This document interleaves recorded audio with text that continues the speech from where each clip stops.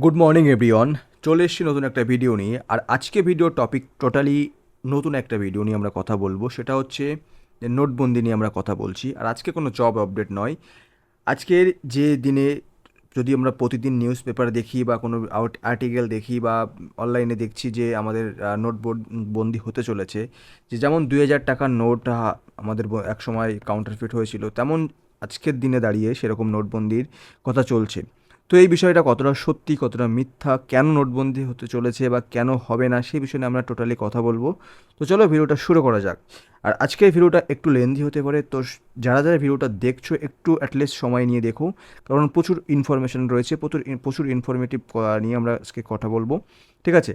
তো দেখো, যে রিজার্ভ ব্যাঙ্ক অফ ইন্ডিয়ার কাছে কাগজের নোটে সরিয়ে পরিমাণ নোট আনার প্রস্তুতি নিচ্ছে, তো নেপথ্যেই আসল অর্থনীতি। কেন আসল অর্থনীতি যদি আমরা বলি, তো গুজব কি? দেখো, নোটবন্দি আসছে, দেখো ইন্টারনেট জুড়ে আতঙ্ক কি আছে যে 500, 200 এবং 100 টাকার কাগজের নোটের রাতারাতি বাতিল করে দেওয়া হবে। এটা টোটালি ফেক, টোটালি এটা ফেক নিউজ। ওকে, টোটালি ফেক নিউজ। কেন ফেক নিউজ? যে প্রধানমন্ত্রী বা রিজার্ভ ব্যাঙ্ক হঠাৎ করে নোট বাতিলের ঘোষণা করবে না, অত্যন্ত ধীর এবং কাঠামোগত প্রক্রিয়া হতে চলেছে। ঠিক যেমনভাবে 2000 টাকার নোট বাজার থেকে সরিয়ে নেওয়া হয়েছিল। দেখো, 2000 টাকার নোট যখন সরিয়ে নেওয়া হয়েছিল তখন যে টাইমটা দিয়েছিল, এবার তার থেকে আরও বেশি টাইম দেওয়া হবে। ওকে, বেশি টাইম দেওয়া হবে। কেন বেশি টাইম দেওয়া হবে? বিকজ অফ এবার সেম নোট, কাগজের নোট আসবে না, এবার আসবে প্লাস্টিকের নোট বা পলিমার নোট। ওকে, পলিমার নোট আসবে বলে একটু বেশি টাইম দেওয়া হবে। এবার মেন যে বিষয়টা সেটা হচ্ছে যে কিভাবে এই যে প্রক্রিয়াটা চলবে। সেম 2000 নোট যখন নোটটা যখন আমাদের কাছে চেঞ্জ হয়, তখন যেভাবে লুপটা হয়েছিল সেমভাবেই আসবে। যেমন কি, যে গ্রাহক স্বাভাবিকভাবেই 500 টাকার নোট ব্যাংকে জমা দেবে এবং সেই কাগজের নোটগুলো নিজেদের কাছে রেখে দেয়।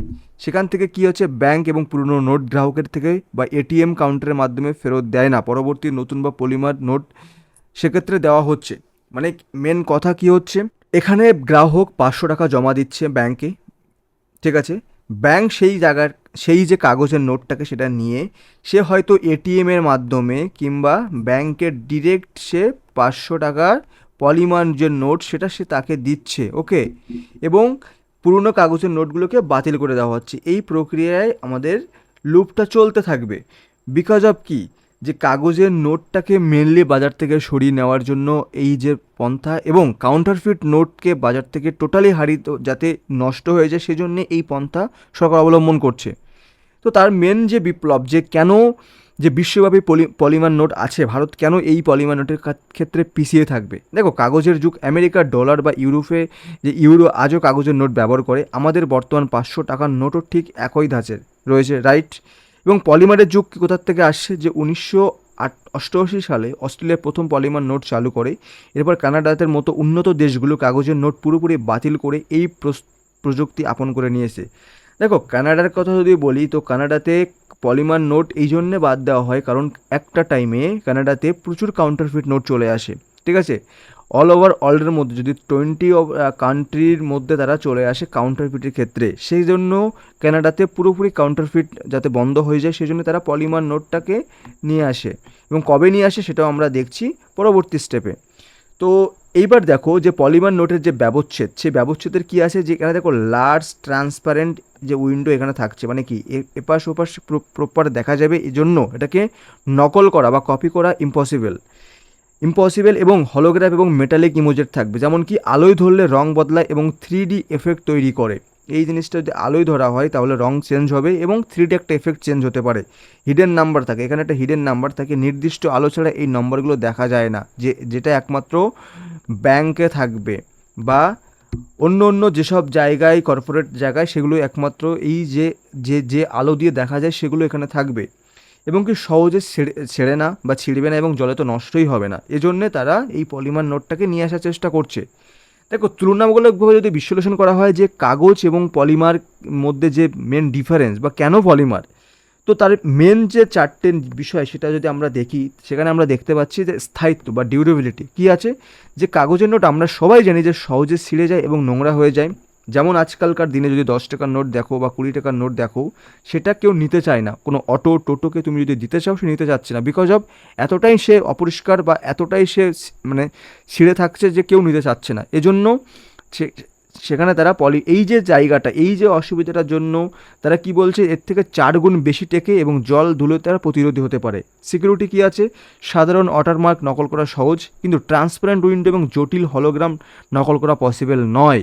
উৎপাদন খরচ শুরুতে সস্তা, কিন্তু বারবার ছাপাতে হয়। রাইট, শুরুতে হয়তো তোমাকে খুবই সস্তা হবে, খুবই বলতে মোটামুটি সস্তা হচ্ছে, কিন্তু বারবার ছাপাতে গিয়ে সেই কস্টটা বেশি হয়ে যাচ্ছে। শুরুতে খরচ বেশি, কিন্তু দীর্ঘমেয়াদী এবং সাশ্রয়। রাইট, ব্যবহারিক অভিজ্ঞতা বা হ্যান্ডেলিং কি, পরিচিতি এবং খসখসে। শুরুতে একটু মসৃণ বা স্লিপারি লাগতে পারে, কিন্তু আস্তে আস্তে যখন আমরা এই নোটটা ইউজ করা শুরু করব, আমাদের ক্ষেত্রে বা আমাদের কাছে এই জিনিসটা নর্মালি হয়ে যাবে। ওকে, কারণ যখন শুরুতে 500 টাকার নোট এসেছিলো তখন আমাদের কাছেও একটু নর্মালি মনে হচ্ছিলো, অন্যরকম মনে হচ্ছিলো, কিন্তু দীর্ঘদিন ব্যবহারের পরে সেই জিনিসটা আস্তে আস্তে আমরা কমফোর্টেবল হয়ে যাই। সেম এই ক্ষেত্রেও একটু প্রথম আমাদের একটু অসুবিধা হতে পারে, তারপরে পরবর্তী দিকে সেম হয়ে যেতে পারে, কোনো সমস্যা না। এবার দেখো যে ছাপানোর খরচ বা কস্ট প্যারাডক্স নিয়ে যদি কথা বলি, তাহলে কি যে বর্তমান খরচ কি 2024-25 সালে কাগজের নোট ছাপাতে ভারতের খরচ হয়েছিল 3720 কোটি টাকা, যা আগে ছিল 5100 কোটি টাকা। রাইট, নষ্ট হওয়া নোট কি 2026 সালের মধ্যে প্রায় 1200 কোটি টাকা পিস পুরনো ও 500 ও 100 টাকার নোট বাতিল করে নতুন ছাপাতে হয়েছে। বুঝতে পারছো, 1200 কোটি টাকা টোটাল আমাদের নষ্ট হয়েছে, তার মধ্যে 500 এবং 100 যে নোটগুলো সেটা আমাদেরকে আবার বেশি করে ছাপাতে হয়েছে। প্রাথমিক খরচ কি, যে একটি 500 টাকার কাগজের নোট ছাপাতে আমাদের প্রায় 2.5 থেকে 3 টাকা পড়ে যায়, যেখানে আমাদের 10 টাকা ছাপাতে পড়ে যাচ্ছে 0.77 পয়সা, যেখানে আমাদের 100 টাকা পড়ে যাচ্ছে 1.77, প্রায় 2 টাকার কাছে, যেখানে আমাদের 500 টাকা ছাপাতে পড়ে যাচ্ছে প্রায় 2.5 টাকা থেকে 3 টাকার মধ্যে। বুঝতে পারছো, এবার এটা যদি আমাদের বছরে 2-3 বার করা লাগে, তাহলে তখনই আমাদের প্রবলেমটা বেশি হয়, তখন আমাদের কস্ট এফিসিয়েন্টটা বেশি হয়। সেজন্য এই যে পলিমারের ইনিশিয়েটিভটা সরকার গ্রহণ করার সিদ্ধান্ত নিচ্ছে। এবার কি আছে, যে পলিমার নোট কাগজের চেয়ে 4 গুণ টাকা বেশি দিন টেকে, ফলে ছাপানোর খরচ এবং বেশি ঝঞ্ঝাট থাকে না, দীর্ঘমেয়াদী। এই জন্য সরকারের জন্য এটা লাভজনক হয়ে যাচ্ছে। এই জন্য সরকার এই যে মানে কাগজের নোট থেকে তারা পলিমার নোটে আসার চেষ্টা করছে। এবার দেখো দ্বিতীয় কারণ কি আছে, যে জাল নোটের ক্রমবর্ধমান আতঙ্ক যেটা চলছে, যে 500 টাকার নোট ব্যাংক দ্বারা বাজেয়াপ্ত করা হয় 2.7 লাখ। বুঝতে পারছো, এতগুলো নোট তারা ব্যাংকে জব্দ করা হচ্ছে, তাহলে বাজারে বা কত ঘুরে বেড়াচ্ছে সেটা আমরা কেউ জানি না। এবং 500 টাকার বাজেয়াপ্ত নোট কত, 2.29 লাখ।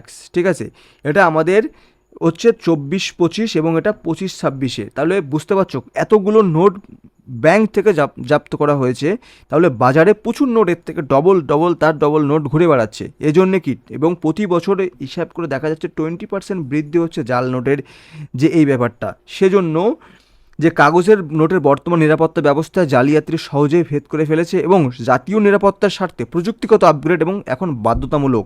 ঠিক, এই যে আপগ্রেড বাধ্যতামূলক, সেজন্য আমাদের জালিয়াতি যাতে একটু কম হতে পারে। দেখো যখন প্রথমে বলেছিলাম আমরা কানাডার কথা, দেখো কানাডায় বিষয়টা কী হয়েছিল, যে 2011 সালের আগে প্রতি 10 লক্ষ নোটে প্রায় 470টি, বুঝতে পারছো, 470টি জাল নোট পাওয়া যেত। কিন্তু 2011 সালের পরে যখন কানাডা ডিসাইড করে যে আমরা এবার যে এই কাগজের নোটটাকে পুরোপুরি বাদ দিয়ে দেবো এবং আমাদের পলিমার নোটে আমরা এবার শিফট করে যাব, তারপরের থেকে তাদের যে কাউন্টারফিট নোটের এমন একটা হারে নেমে আসে, বা 90% তাদের যে এই যে ক্রাইম রেট সেটা 90% ডিক্রিজ হয়ে যায়। বুঝতে পারছো, তাহলে কতটা তাদের জন্য উপকৃত হয়। আর সেখান থেকে কানাডা এখনও অবধি তারা পলিমার নোট ইউজ করে যাচ্ছে। পুরো কাউন্টারফিটটা তারা ক্লপস করে দেয়, পুরো কাউন্টারফিটটা তারা বন্ধ করে দেয়। আরেকটা কারণ, যে ক্যাশ ইকোনমি। দেখো আমরা আজকাল সবাই জানি যে ইউপিআইয়ের ক্রেজ এত পরিমাণে বেড়ে গেছে যে যারা ইয়ং জেনারেশন আছে তারা ক্যাশই ইউজ করে না, তারা ইউপিআই ইউজ করে। এবং যদি তোমরা ব্যাঙ্গালোর গিয়ে থাকো, যদি তোমরা সাউথ স্টেট গিয়ে থাকো, তাহলে তোমরা দেখতে পারবে যে ম্যাক্সিমাম জায়গায় ইউপিআই ছাড়া কোনো কথাই হয় না, ক্যাশ কেউ ইউজই করে না।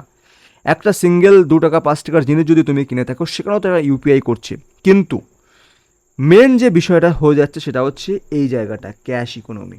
দেখো এখনও কিছু কিছু স্টেটে বা সব স্টেটে এমনও কিছু কিছু লোকজন আছে যেখানে যদি 5 লাখ 10 লাখ বা 2 লাখ 4 লাখ টাকার প্রোডাক্ট কেনা হয়, তারা ডিরেক্টলি ক্যাশে পেমেন্ট করে, বিকজ অফ উইদাউট ট্যাক্সের জন্য। ঠিক আছে, না তাদের ট্যাক্স দেওয়া লাগছে, না তাদেরকে কোনো ইনকাম ট্যাক্সের কোনো প্রুফ দেওয়া লাগছে, মানে তাদের কাছে টাকার অভাব নেই, টাকার এমন তারা ইউপিআইতে ট্রানজ্যাকশন করছে না, যে ডিরেক্ট ক্যাশ ইকোনমির জন্য। ঠিক আছে, বড় বড় লেনদেন, যে দামি দামি কেনাকাটা এখনও ক্যাশ হয়, যার কোনো ট্যাক্স বা হিসাব সরকারের কাছে থাকে না।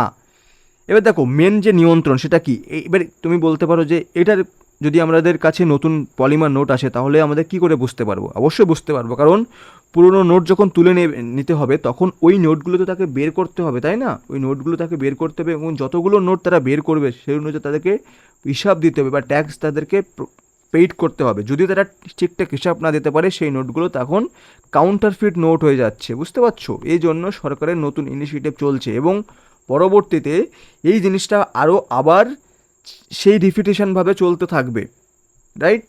এবং ইতিহাস কি বলছে দেখো, আমরা অনেকেই জানি না যে 2012 সালে সরকার 1 বিলিয়ন মানে কি 100 কোটি টাকা 10 টাকার পলিমার নোট ছাপিয়ে 5টি শহরে কিন্তু চালু করেছিল আমাদের ইন্ডিয়ার কথায়, ঠিক আছে? যেমন কোচি, মাইসুর, জয়পুর, ভুবনেশ্বর এবং সিমলা। কিন্তু এখন তো তোমরা অনেকে বলতে পারো যে আমরা তো কোনোদিন দেখিনি। দেখো, কেউ দেখিনি কি, বিকজ অফ এই যে একটা কথা, এটিএমের যে বাধ্যবাধকতার কারণে। দেখো, এটিএম মেশিন সেই সময় যে পলিমারগুলো নোট বা ডিসপেন্স করার উপযুক্ত ছিল না। 2002 সালে একই পরীক্ষা হয়েছিল নেপালে, যেখানে সাধারণ মানুষ এই প্লাস্টিক নোটগুলোকে বড্ড পিচ্ছিল বলে তারা সেখান থেকে তারা ডিনাই করে দেয়। এজন্য সেখানেও তারা 2002 সালে যে নেপাল যে ইনিশিয়েটিভ নিয়েছিল সেটাও তারা বন্ধ করতে বাধ্য হয়ে যায়। ইন্ডিয়াতে বাধ্য হয় বিকজ অফ এটিএমের জন্য, নেপালে বাধ্য হয় বিকজ অফ সাধারণ মানুষের ডিনাই করার জন্য।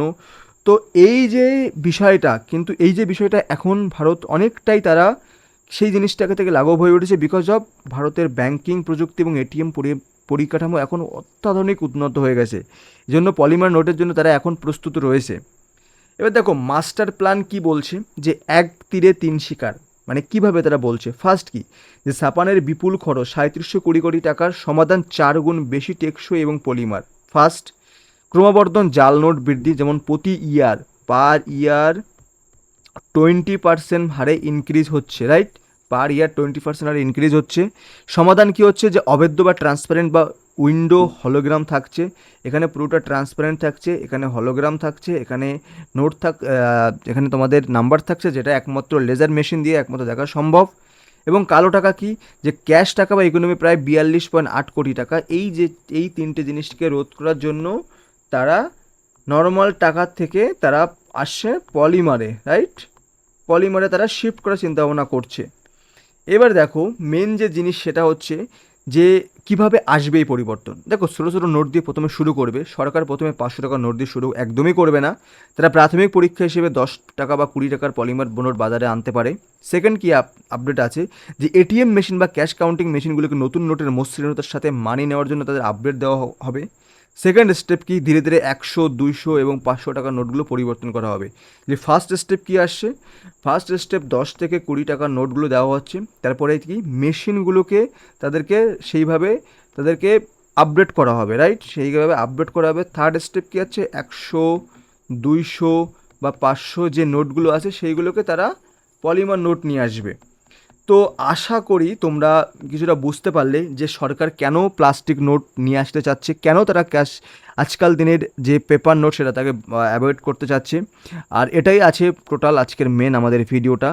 আর ভিডিওটাতে যদি তোমরা কিছু বুঝতে পারো বা ভিডিওটা থেকে তোমাদের যদি কিছু উপকৃত হয়ে থাকে তো অবশ্যই চ্যানেলটাকে সাবস্ক্রাইব করতে ভুলো না। আর এরকম ধরনের নিত্য নতুন জব আপডেট ইনফরমেশন ভিডিও আমরা নিয়ে আসতে থাকবো, তো অবশ্যই চ্যানেলটাকে সাবস্ক্রাইব করতে ভুলো না। Thank you every